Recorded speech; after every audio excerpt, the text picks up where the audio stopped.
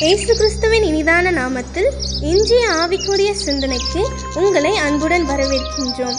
இப்போதும் ஒரு பாடலுக்கு பின்பு உங்கள் சிந்தையை தெளிவிக்கும் ஆவிக்குரிய செய்தியை கேட்கலாம். அவர் உன்னை விட்டு விலகுவதில்லை, அவர் உன்னை என்றும் கைவிடுவதும் இல்லை. உள்ளம் கையில் வரைந்தவர், அவர் உன்னை என்றும் மறப்பதும் இல்லை. உள்ளம் கையில் வரைந்தவர், அவர் உன்னை என்றும் மறப்பதும் இல்லை. இஸ்ரவேலே, கர்த்தரை நம்பு, கர்த்தரை நம்பு, கர்த்தரை நம்பு. இஸ்ரவேலே, யாவரும் துணையும் கேடகமானவர், அவரும் துணையும் கேடகமானவர், அவரும் துணையும் கேடகமானவர். ஆண்டவர் இரட்சகருமாக இயேசுவின் இனிதான நாமத்தினால் உங்களை வாழ்த்துகிறேன். இந்த நாள் நம்முடைய ஆவிக்குரிய சிந்தனைக்காக சங்கீதங்களின் புஸ்தகம் 56:3 நான் வாசிக்கிறேன். நான் பயப்படுகிற நாளில் உம்மை நம்புவேன். பயப்படுகிற நாள், அதாவது பயம் இல்லாமல் வாழ்கிற கூட்டத்தை நீ பார்க்க முடியவில்லை. தாவீது இந்த இடத்துல சொல்கிறார், எனக்கு பயம் வரும் பொழுது அல்லது பயம் வந்துட்டா உம்மை நம்புவேன். ஆண்டவரை நம்பும் பொழுது பயம் அகன்று விடுகிறது. இருக்கிறதுலே பயங்கரமா பாதிப்பை ஏற்படுத்துகிறது ஒன்று என்னவென்றால் நோய்கள் அல்ல, அல்லது மற்ற பிசாசின் காரியங்கள் கூட அல்ல, அதையெல்லாம் தாண்டி பயம். ஒரு மனிதனுக்குள் பயம் வந்துவிட்டால் அத்தனையும் பயனற்று போய்விடும். சரீரமானால் கெட்டு போய்விடும். சூழ்நிலைகளை ஆனால் அது பதற்றமாகி அது நினைத்த மாறி முடியாது, வேறு விதத்தில் அது முடிந்துவிடும். இதுதான் உண்மை. அதோடு சங்கீதக்காரர் அடுத்து தொடர்ந்து சொல்லுகிறார், நான் தேவனை முன்னிட்டவுடைய வார்த்தை புகழ்வேன். தேவனை நம்பியிருக்கிறேன், நான் பயப்படேன். மாம்சமானவன் எனக்கு என்ன செய்வான்? ஆண்டவரை நம்பி இருந்தா ஆண்டவர் கூட இருக்கிறார் அல்லது கூட இருப்பார் என்கிற ஒரு நம்பிக்கை நமக்கு இருந்தால் பயப்படவே மாட்டோம். ஆண்டவர் அதை தான் எதிர்பார்க்கிறார். நான் கூட இருக்கிறேன், நான் எல்லாவற்றையும் என்னால் செய்ய முடியுமே சொல்லுகிறார். அநேக நேரம் அந்த நம்பிக்கை நமக்கு இல்லாமல் போய்விடுகிறது. அநேக நேரம் சோர்ந்து விடுகிறோம். சரீரத்தில் பலவீனங்கள் வரும்பொழுது, நெருக்கங்கள் வரும்பொழுது, பாடுகள் வரும்போது, எதிர்காலத்தை நினைக்கும் பொழுது, ஐயோ என் வாழ்க்கை இப்படி ஆகிவிட்டதே, இனி என்ன செய்வது என்று சொல்லி நாம் யோசிக்கிறோம். ஒன்றை ஞாபகத்தில் வைத்துக் கொள்ள வேண்டும். தாவீதுடைய வாழ்க்கையில பட்ட பாடுகள் எல்லாம் வேதத்தில் எழுதப்பட்டிருக்கிறது. படாத பாடுகளே கிடையாது. எல்லா பக்கத்திலும் வேதனை.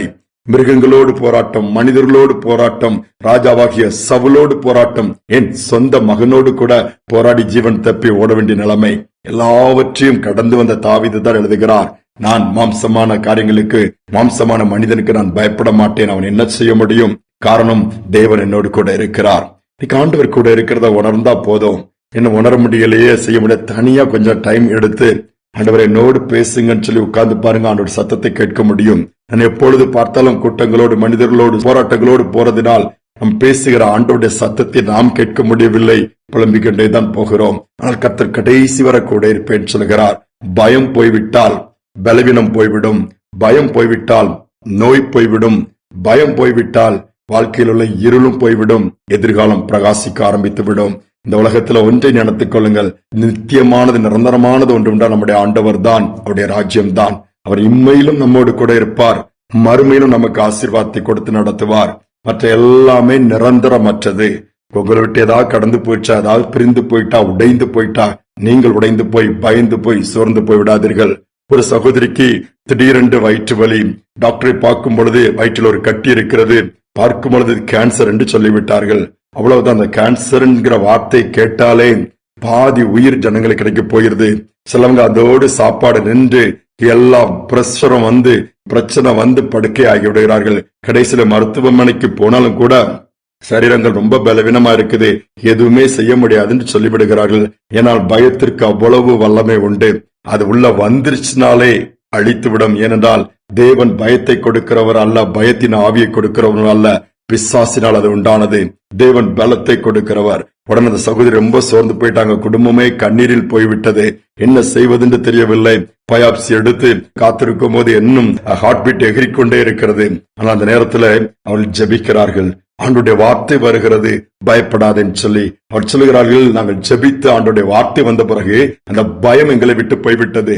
அப்பொழுது நாங்கள் எங்களுக்குள்ள ஒரு தைரியம் வந்தது. அந்த சகோதரி சொன்னா, எனக்கு என்ன இருந்தாலும் பிரச்சனை கிடையாது, கர்த்தர் கூட இருக்கிறாருங்கிற அந்த தைரியம் வந்த உடனே ரிப்போர்ட் வந்துச்சு. எப்படி தெரியுமா? நார்மல் கட்டி தான், கேன்சர் இல்லைன்னு சொல்லி. பயம் போகும் பொழுது எல்லா பலவீனமும் கூட போய் விடுகிறது. ஆனால் பயப்படுகிறோம் அல்லவா? இந்த பயத்தை எல்லாம் தூக்கி போடுவோம். அது மோசமான பாவத்திலும் மோசமான பாவம் பயப்படுகிறது தான். வேதம் அதைத்தான் சொல்லுகிறது. பயப்படுகிறவர்கள் நரகத்துக்கு போற லிஸ்ட்ல ஃபர்ஸ்ட் இருக்கிறாங்க.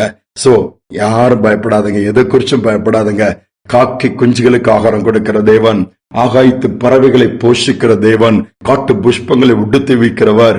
அவைகளுக்காக இரத்தத்தை சிந்தவில்லை, ஜீவனை கொடுக்கவில்லை, ராஜ்யத்தை ஏற்படுத்தவில்லை, வாசஸ்தலங்களை ஏற்படுத்தவில்லை. நமக்காக ஜீவனை கொடுத்திருக்கிறார், உயிரோடு எழுந்திருக்கிறார், ஒரு ராஜ்யத்தை ஏற்படுத்தியிருக்கிறார், அங்கு வாசஸ்தலங்களை செய்து கொண்டிருக்கிறார். மீண்டும் வந்து நம்ம அழைத்து போக போகிறார். சூழ்நிலை ஆண்டவர் கையில கொடுத்துருவோமா? ஜெபிப்போம். எங்கள் அன்பின் பரலோக தகப்பனே, பயமும் வேதனையும் திகிலும் நிறைந்த நாட்கள் வாழ்ந்து கொண்டிருக்கிறோம். சின்ன சின்ன காரியங்களுக்கு கூட பயப்படுறாங்க, மன துக்கத்துக்குள்ள போயிருந்தாங்கப்பா. அநேக காரியங்கள்ல தூக்கமில்லாத இரவுகள், நாளை தினத்தை குறித்த கவலைகள், போராட்டங்களோடு கண்ணீரோடு பெரியவர்கள் முதல் சிறியவர்கள் வரை இந்த உலகத்திலே போராடுகிற நாட்களை நாங்கள் பார்க்கிறோம். இந்த நாளில் என் தேவனுடைய கரம் வந்து நம்முடைய பிள்ளைகளை பிடித்து, பயப்படாதே, நான் உனக்கு துணை நிற்கிறேன்னு சொல்லுங்கப்பா. சரீர பலவீனங்கள் வந்திருக்கலாம், கேன்சர் என்கிற பிரச்சனையில போகலாம், கட்டிகள் வந்திருக்கலாம். இது என்ன ஆகுமோ, இது எப்படி நடக்குமோ என்று சொல்லி பயந்து கொண்டிருக்கிற காரியங்கள் இப்பொழுது இந்த செய்தியை கேட்கும் பொழுதே இயேசுவின் நாமத்தில் அந்த பயத்தின் ஆவி அவர்களை விட்டு விலகுவதாக.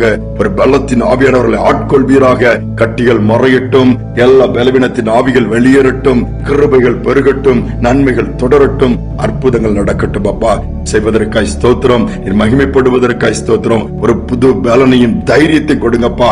கர்த்தரின் பட்சத்துல இருக்கிறாரு, கர்த்தர் என்னோடு கூட இருக்கிறார், இவைகள் ஒன்றும் என்னை மேற்கொள்வதில் என்று அறிக்கை செய்து உம்மை உயர்த்தி தொடர்ந்து நீர் நியமித்த பாதையிலோட அனுக்கிரகம் பண்ணும். துதி கனமை நமக்கு செலுத்துகிறேன். இயேசுவின் நாமத்தில் வேண்டிக் கொள்கிற நல்ல பிதாவே, ஆமேன், ஆமேன். ஆண்டவர் நம்மளை பார்த்து சொல்லும் போதெல்லாம், பயப்படாதே, நான் உனக்கு துணை நிற்கிறேன், பயப்படாதே, நீ பயந்த காரியம் உனக்கு நேரிடாது, இதை தான் சொல்ல விரும்புகிறார். இந்த நம்பிக்கையோடு இந்த நாளை தொடருவோம். மீண்டுமாய் நாளை தினம் சந்திப்போம்.